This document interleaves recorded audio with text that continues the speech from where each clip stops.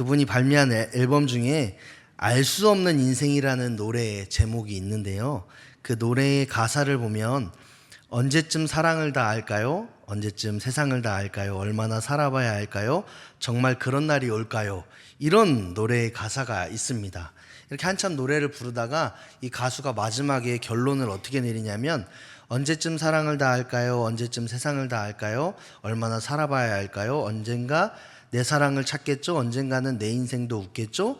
그렇게 기대하며 살겠죠. 그런대로 괜찮아요. 아직도 많은 날이 남았죠. 난 다시 누군가를 사랑할 테죠. 알 수 없는 인생이라 더욱 아름답죠.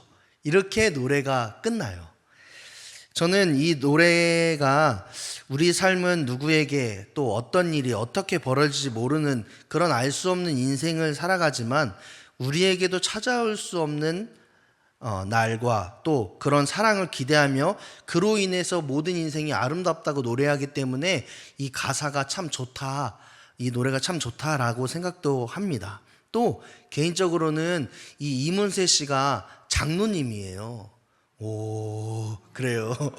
그래서 이렇게 선한 기독교인들이 다양한 매체에서 영향력들을 많이 끼쳤으면 좋겠다, 이래서도 좋아하기도 하지만 또 한편으로는 이문세 씨가 이 노래한 이 가사가 우리의 삶, 더 나아가서 우리의 신앙생활과도 비슷할 것 같다라는 생각이 들더라고요. 왜냐하면 우리의 삶의 여정, 그리고 신앙의 여정이 언제, 어디서, 누구에게 어떤 일이 벌어질지 아무것도 모르나 다만 성도인 우리는 우리에게 주어진 인생이 아름답다고 고백할 수 있고 우리가 살아가는 모든 삶이 감사하다고 고백할 수 있는 단 하나의 이유가 있다라면 우리를 구원하시고 우리의 삶과 동행하시고 우리의 삶 가운데 역사하시는 하나님이 우리에게 계시기 때문에 그 모든 일들이 가능하다라는 고백을 할 수 있지 않을까.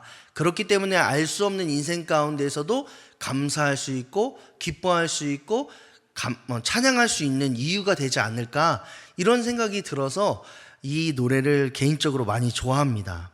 그런데 오늘 이스라엘 백성들을 보니까 이와 같은 고백을 할 수밖에 없는 상황을 마주하게 됩니다. 이스라엘 백성들은 400년 동안 애굽에서 종살이하면서 고통 중에 있었는데 하나님께서 출애굽의 은혜를 허락하심으로 인해서 애굽에서 빠져나올 수 있는, 그리고 구원의 은혜 가운데 살아갈 수 있는 그 은혜를 누렸습니다. 그들이 잘났거나 그들이 어떤 행동을 했거나 그들이 하나님을 잘 섬겼기 때문이 아니라 온전히 하나님의 은혜로 말미암아, 하나님의 구원하심의 그 은혜로 말미암아 그들이 구원의 은혜를 누릴 수 있었다라는 거죠. 또한 구름 기둥과 불 기둥을 통해서 이스라엘 백성들과 동행하시는 하나님을 경험케 하시고, 또한 그들이 광야 그 척박한 삶을 살아가면서도 하나님의 구원의 은혜 가운데에 동행하시고 인도하시는 하나님의 은혜 가운데에 살아가고 있다라는 것을 경험하게 된다라는 것을 우리가 지난 시간들을 통해서 볼 수 있었습니다. 그렇게 축복된 삶을 살아가고 있는, 그런 축복된 구원의 여정을 살아가고 있는 이 이스라엘 백성들과 하나님 사이에 그들의 구원의 여정을 방해하는 한 가지 사건이 일어나는데, 오늘 5절의 말씀을 보니까 그 백성이 도망한 사실이 애굽 왕에게 알려짐에 바로와 그의 신하들이 그 백성에 대하여 마음이 변하여 이르되 우리가 어찌 이같이 하여 이스라엘을 우리를 섬김에서 놓아 보내었는가 하고 라고 말하는 이 말씀 구절을 보게 됩니다. 애굽 왕 바로와 그의 신하들이 이스라엘 백성들이 출애굽한 이후에 뭔가 잘못되었다라는 것을 깨닫고 이스라엘 백성들을 어떻게 하면 좋을까 고민하게 된다라는 것이 5절의 말씀을 통해서 보게 돼요. 그런데 애굽 왕 바로에게 이런 마음을 갖게 하신 분이 있는데 4절의 말씀을 다 같이 한번 읽어보겠습니다. 14장 4절입니다. 시작. 내가 바로의 마음을 완악하게 한즉 바로가 그들의 뒤를 따르리니 내가 그의 애굽 사람들이 나를 여호와인 줄을 알게 하리라 하심에 무리가 그대로 행하니라. 아멘. 애굽 왕 바로가 애굽을 유지했던 그 거대한 노예 집단인 이스라엘 백성들을 내보낸 것이 아깝다라는 그 마음이 갑자기 일어났고 그들을 내보낸 것을 후회한 것이 아니라 하나님께서 애굽 왕 바로의 마음 가운데에 완악한 마음을 주셨다. 즉 이스라엘 백성들을 노예로 부리지 못하는 그 아쉬움과 그들을 다시 잡아와서 자신들의 노예로 삼고 그들을 억압하겠다라는 그 마음을 들게 했다라는 말씀이 4절의 말씀이에요. 그렇다면 왜 하나님께서 애굽 왕 바로에게 이런 마음을 갖도록 하셨을까요? 하나님은 애굽 왕 바로와 그의 군대로 인해서 영광 받기를 원하셨다라고 4절은 말씀하고 있습니다.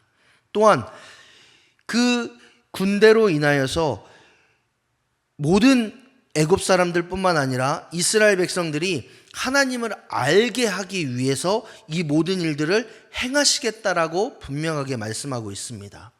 하나님은 10가지 재앙을 이 애굽 사람들이 겪었음에도 불구하고 하나님을 두려워하지 않음으로 인해서 또 이스라엘 백성들이 그 험난한 출애굽의 과정을 겪어야 되는 상황 가운데에서 하나님을 다시 한번 인식하고 각인시키기 위해서 모든 능력보다 뛰어나신 그 하나님의 역사하심을 가르치시기 위해서 또 온전히 하나님을 인정하고 신뢰하는 이스라엘 백성들을 만들기 위해서 애굽 왕 바로에게 완악한 마음을 주셨다라고 말씀하고 있습니다. 그러니까 하나님의 목적과 이유가 뭡니까? 이스라엘 백성들이 애굽 사람들, 애굽 군대의 추격을 받고 그들이 고난과 고통 가운데 살아가는 것을 하나님께서 보기 원하셨다라는 것이 아니라 그런 모든 과정 속에서 그런 모든 위협 속에서 생명을 걸고 생명의 어려움을 겪고 있는 상황 속에서도 이스라엘 백성들이 그 상황과 환경을 바라보지 않고 구원이 되시고 그들의 삶을 인도하시는 하나님께 시선을 두고 하나님의 역사하심과 하나님의 인도하심을 보게끔 하기 위해서가 하나님의 가장 중요한 목적이다라는 거예요. 이런 하나님의 마음을 이스라엘 백성들은 알고 있는지 또 애굽 왕 바로는 알았는지 모르겠지만 애굽 왕은 완악한 마음으로 인해서 자신의 모든 병거와 군대를 총출동시킵니다. 6절의 말씀을 보니까 바로가 곧 그의 병거를 갖추고 그의 백성을 데리고 갈세라고 말씀하고 있습니다. 이 말씀만 보면 얼마나 많은 군대가 이스라엘 백성들을 추격하기 위해서 갔는지 모르겠지만 7절의 말씀을 보니까 선발된 병거 600대라고 말하고 있습니다. 여기서 말하고 있는 선발된 병거라는 것은 가장 고강도의 훈련을 받은 어디 나라의 전쟁 가운데 가도 엄청난 위력을 이렇게 발휘할 수 있는 그 병거가 600대였다라는 거죠. 그리고 애굽의 모든 병거, 그러니까 최고의 군사력뿐만 아니라 애굽 땅에 있는 모든 병거를 다 일으켜서 이스라엘 백성들을 추격했다라는 말씀을 여기서 말하고 있습니다. 애굽 왕 바로가 왜 이렇게 엄청난 규모의 군사를 동원했는지 또 그 군대를 보고 이스라엘 백성들이 왜 어떻게 구원을 얻을 것인지 뭐 이런 것들을 예상할 수 없는 예측할 수 없는 그런 모습들을 보여주는데 그런데 이 애굽 왕 바로가 군사를 일으키는 것은 굉장히 비상식적인 일입니다. 왜냐하면 아무리 애굽이라는 나라가 그 당시 엄청난 군사력을 자랑하는 강대국일지라도 주변에는 애굽이 언제 약해질까? 어떻게 하면 애굽을 침략할 수 있을까? 노렸던 수많은 나라들이 있었습니다. 그렇기 때문에 아무리 전쟁의 규모가 크다고 할지라도 이 애굽에서는 이 적어도 수도를 지킬 수 있는 최소한의 군사력을 남겨두고 전쟁에 임했어야 합니다. 그런데 7절의 말씀을 보니까 애굽 왕 바로가 모든 병거를 다 동원하여서 이스라엘 백성들을 추격했다라는 것을 보여줍니다. 이 애굽 왕은 마치 뒤가 없는 사람인 것처럼 또 외부 세력은 절대로 침략하지 않을 것이라는 그 믿음을 가지고 있었던 것처럼 보이지만 그가 그렇게 할 수밖에 없었던 가장 큰 이유와 마음은 뭐냐? 8절의 말씀을 통해서 다시 한번 상기시키는데, 하나님께서 애굽 왕 바로에게 완악한 마음을 갖게끔 하셨기 때문이라고 말씀하고 있습니다. 네, 전화 오는 거 아닙니다. 네.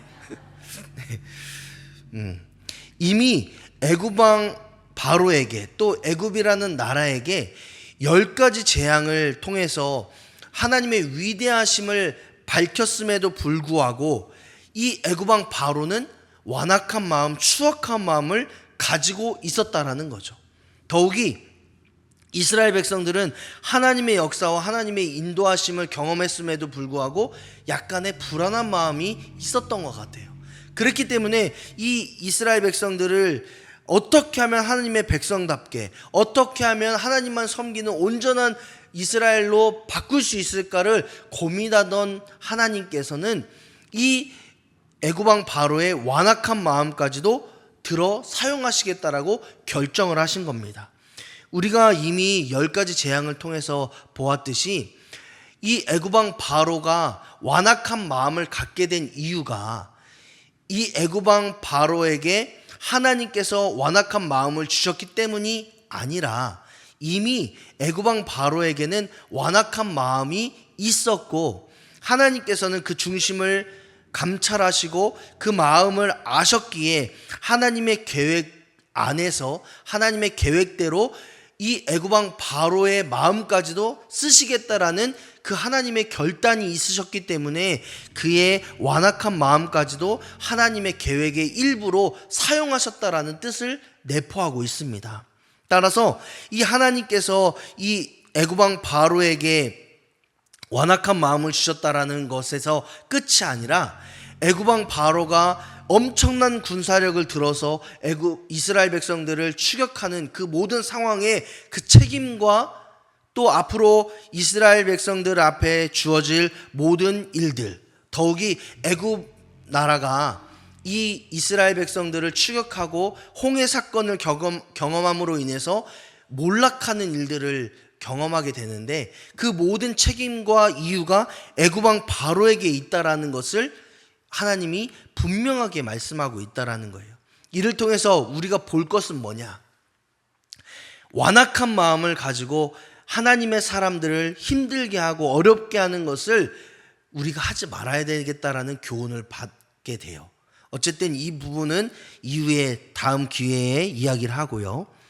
그렇다면 이 애굽 왕 바로와 이 애굽이 몰락하고 있는 그런 과정 속을 가고 있는 상황 가운데에서 이스라엘 백성들은 어떤 삶의 태도로 광야의 길을 가고 있었느냐?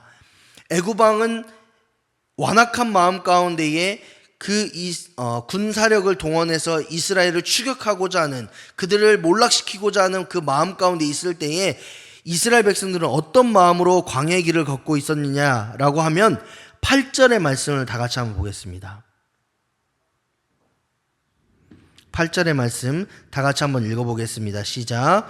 여호와께서 애굽 왕 바로의 마음을 완악하게 하셨으므로 그가 이스라엘 자손의 뒤를 따르니 이스라엘 자손이 담대히 나아갔음이라. 아멘.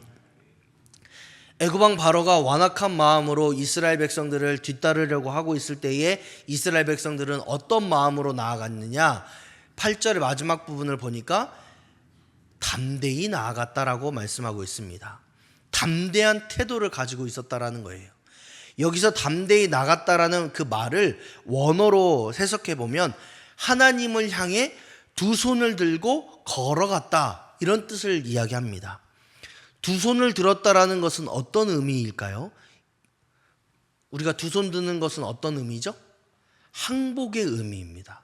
그러니까 이스라엘 백성들이 두 손을 하나님을 향해서 들었다라는 것은 400년 동안 노예 생활을 했던 애굽에서의 노예 생활을 하고 있었던 자신들을 구원해 주신 하나님께 내 모든 삶을 맡겨드립니다.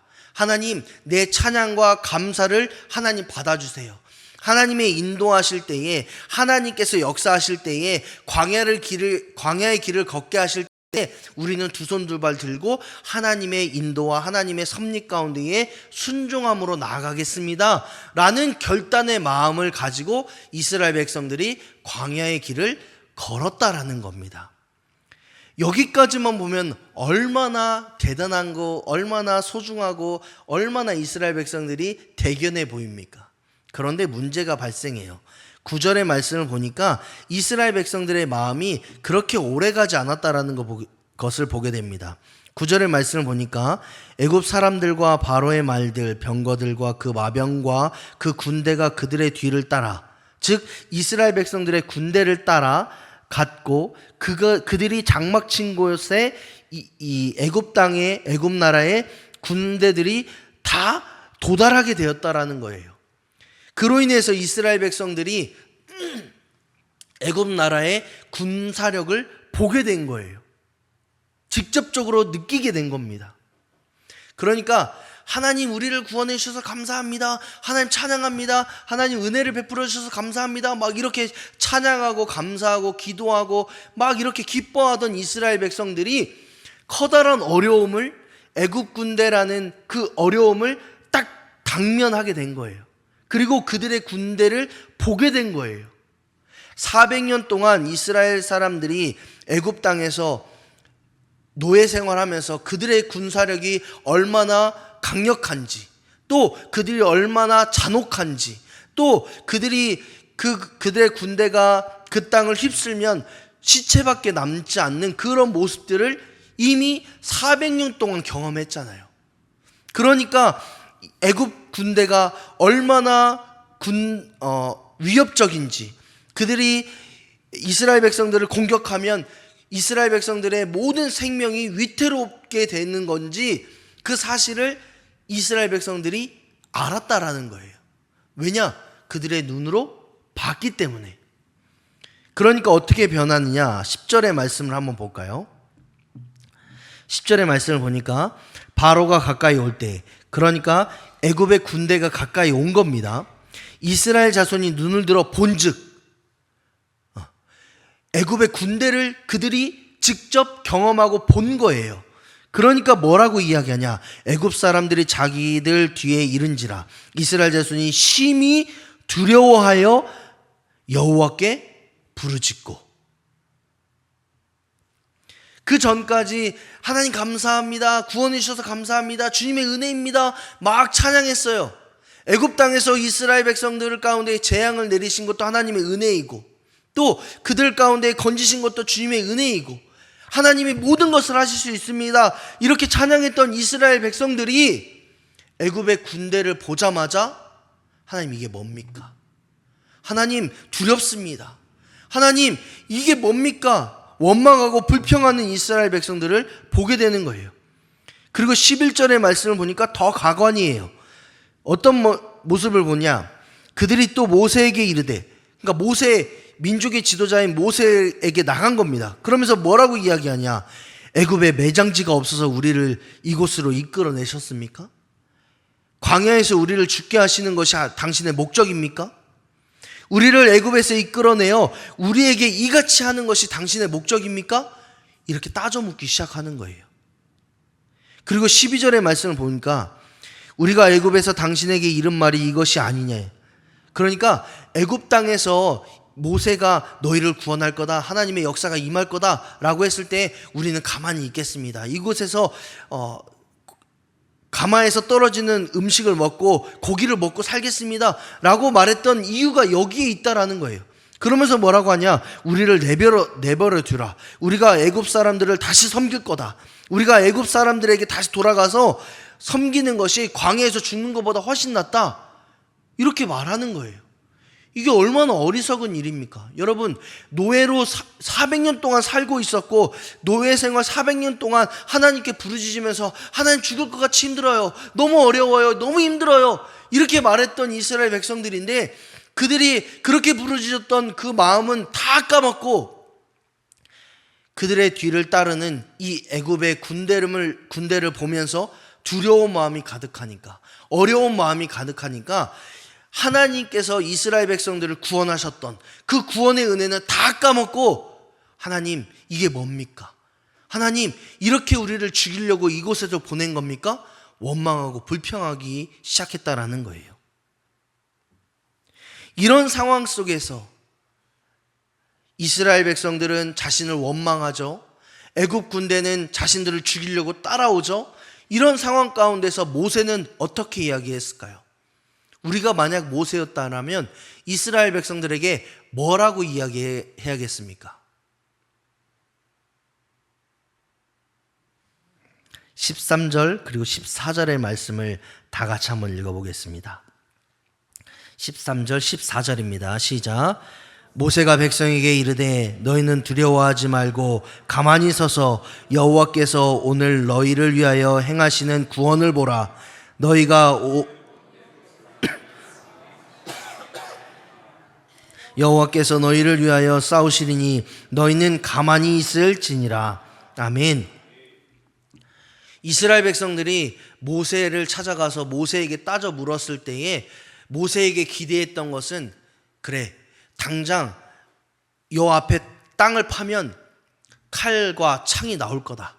그 창과 칼을 들고 우리가 애굽 백성들과 싸우자, 이거라든지, 혹은 병거의 약점은 여기니까 여기를 집중적으로 공격해서 우리가 이기자, 뭐 이거를 기대했을지도 모릅니다.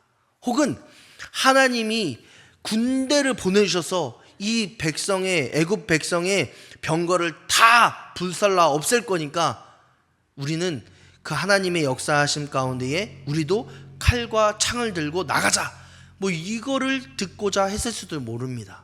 혹은 반대로, 야, 이제 여기서 끝이니까 애굽 사람들에게 항복해서 우리 빨리 애굽으로 돌아가자, 이런 말을 기대했을 수도 있어요. 그런데 오늘 13절 14절의 말씀을 보니까 기가 찹니다. 어떻게 기가 차냐? 너희는 두려워하지 말아라. 어떻게 두려워하지 않을 수 있어요? 그죠?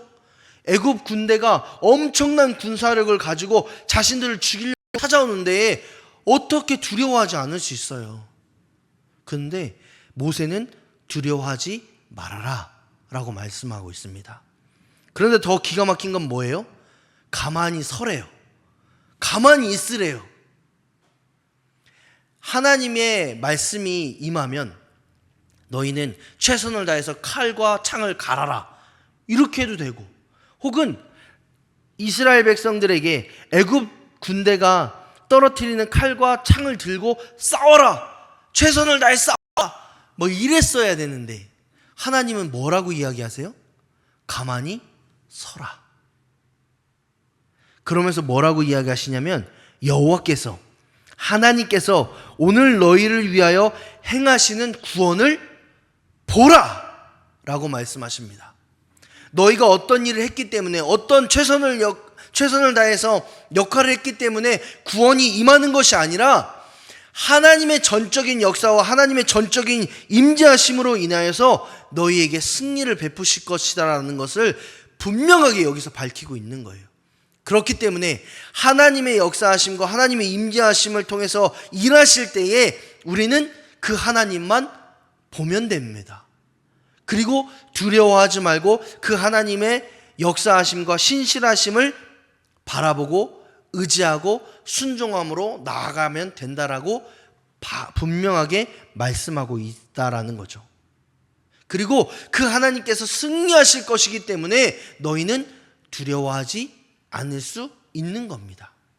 하나님은 이스라엘 백성들이 고난과 어려움 속에서도 하나님만 바라보고 하나님만 의지하고 하나님을 신뢰함으로 인해서 담대히 설 수 있다라는 것을 이 말씀을 통해서 분명하게 말씀하고 있다라는 거예요.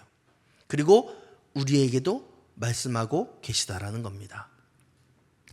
하나님께서 이스라엘 백성을 애굽에서 구원하시면서 가장 원하셨던 것, 가장 바라셨던 것이 있다라면 단 한 가지라고 생각합니다. 그것은 이스라엘은 하나님의 백성이다라는 그 정체성을 갖게 하는 것, 그것이 하나님께서 원하시는 뜻이었습니다. 하나님은 애굽에서 10가지 재앙으로 애굽을 심판하실 때에 강력하고 냉정한 심판의 모습을 보이면서까지도 이스라엘 백성들을 재앙으로부터 구원하셨습니다. 또한 덥고 힘들고 고통이 가득한 광야에서도 구름 기둥과 불 기둥으로 이스라엘 백성들의 삶 가운데 임재하셨고 그들의 삶 가운데 앞서가시면서 그들을 가장 선한 길로, 가장 좋은 길로 인도하시는 그 은혜를 베풀어 주셨습니다. 더욱이 애굽 군대가 이스라엘 백성들을 쫓아옴으로 인해서 생명의 위협 가운데, 고난의 상황 가운데 있음에도 불구하고 하나님께서는 가만히 서서 오늘 너희에게 구원의 영광을, 구원의 승리를 베푸실 여호와 하나님만을 두려워하지 말고 바라봐라. 그리고 그 하나님의 승리를 의지해라 라고 말씀하셨다는 거예요. 그리고 그렇게 말씀하신 이유가 뭐냐라고 했을 때에 이스라엘 백성들은 하나님의 백성이기 때문에 하나님께서 끝까지 책임지시고 그들의 삶 가운데에 역사하시고 그들을 인도하시고 그들에게 승리를 베푸실 것이다라는 것을 분명하게 보여주시고 그들이 깨닫고 그 하나님을 의지하기를 원하셨기 때문에 이런 말씀을 하신 겁니다. 그리고 그런 하나님의 마음은 지금을 살아가고 있는 우리에게도 동일하게 적용됩니다. 우리가 살아가고 있는 모든 삶에는 여러 가지 상황과 환경, 고난과 어려움 등 다양한 모습들이 우리를 얽어매고 힘들게 하고 낙담하고 실망하게 만듭니다. 그런 인생을 우리가 살아갈 때에 하나님께서 우리에게 요구하시는 것이 한 가지 있습니다. 그것은 뭐냐? 우리 모두는 하나님의 자녀요, 하나님의 백성이다라는 그 정체성을 갖기를 원하신다라는 거예요. 그리고 그 정체성과 그 믿음 안에서 온전히 하나님만 의지하고 온전히 하나님만 신뢰하고 하나님의 백성답게, 하나님의 자녀답게 살아가는 그런 삶을 살아가기를 하나님이 원하고 계시다라는 거예요. 이것이 하나님의 백성인 우리가 가져야 되는 건강한 정체성입니다. 하나님의 백성이다라는 이 정체성을 갖기 위해서 하나님께서는 이 정체성을 우리에게 갖게 하기 위해서 예수님을 이 땅에 보내셨습니다. 또 우리의 죄를 대신 짊어지고 십자가의 고난과 죽으심을 감당하게 하셨어요. 또 부활하셔서 영원히 죽을 수밖에 없었던 죄의 자녀인 우리를 하나님의 자녀로 구원하셨습니다. 왜냐? 그렇게 하신 이유가 뭐냐? 라고 했을 때에 하나님의 구원을 받은 우리가, 하나님의 백성인 우리가 하나님의 뜻대로 하나님의 존귀한 자녀인 그 정체성을 갖고 살아가게끔 하기 위해서, 우리의 삶 가운데에 고난이 찾아오고 역경이 찾아오고 비록 내 삶이 하나님의 뜻대로 굴러가지 않고 어려움과 고난과 상황으로 인해서 힘든 그 삶의 여정을 살아가고 있을지라도 애굽 군대와 같이 이스라엘 백성들이 애굽 군대 앞에 서서 벌벌 떨고 있는 그런 모습으로 우리가 인생을 살아가고 있을지라도, 고난과 환경으로 인해서 하나님을 원망하고 불평할지라도 우리는 하나님의 자녀라는 그 정체성을 가지고 하나님의 뜻을 의지하고 하나님만 붙잡고 하나님만 신뢰하는 그런 인생을 살아가기를 원하셨기 때문에 하나님이 그러한 수고를 친히 감당하셨다라는 겁니다. 그렇기 때문에 우리가 고난 가운데 살아가고 힘든 여정 가운데 살아가고 내 뜻대로 내 원하는 대로 삶이 돌아가지 않는 그런 어려운 삶을 살아가고 있을지라도 하나님께서는 우리에게 이렇게 말씀하시는 거예요. 두려워하지 말고 가만히 서서 하나님께서 오늘 너희를 위하여 행하시는 구원을 보라. 너희가 오늘 본 애굽 사람을 영원히 다시 보지 아니하리라. 오늘 너희가 경험하고 있는 이 고난과 어려움과 이 모든 상황들을 다시 보지 아니하리라. 하나님께서 너희를 위하여 싸우시리니 너희는 가만히 서서 하나님의 은혜를, 하나님의 신뢰를, 하나님만을 의지하며 살아가라. 이렇게 말씀하고 계시는 거예요. 하나님께 사랑하신 여러분, 동물의 왕 사자는 며칠을 굶고 또 굶어 죽는 한이 있어도 절대로 풀을 뜯어 먹지 않습니다.